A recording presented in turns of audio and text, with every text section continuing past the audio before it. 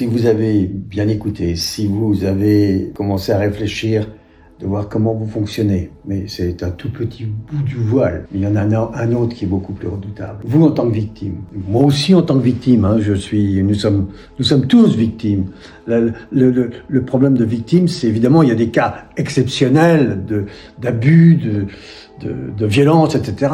Mais nous sommes victimes de manipulation des entreprises commerciales, surtout sur le net, qui sont extrêmement intelligentes, etc., et qui vous piègent, et qui me piègent, et je me fais avoir. Paf, ça y est, mais je suis victime à ce moment-là. Mais ce que je remarque, c'est que si je suis victime, c'est que je me suis placé en position de victime.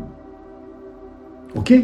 C'est que quelque part, je prends une étiquette, je vais être un peu violent, je prends une étiquette, ok, je me promène dans un quartier infâme, ok, et je dis, voilà, une belle étiquette, elle est psychique, elle n'est pas visible, etc., mais les autres inconscients l'entendent très bien et la comprennent parfaitement. Je suis une victime, agressez-moi. Et je l'appelle, cette agression. Évidemment que je vais le nier au niveau global. Je vais le nier au niveau social. Non, je ne l'ai pas fait, je n'ai pas voulu, etc. Mais pourquoi est-ce que je me suis promené dans ce quartier ? Dites-le moi. C'est tout simple. J'aurais pu faire un détour. Pourquoi mon inconscient m'a amené là pour appeler le prédateur ?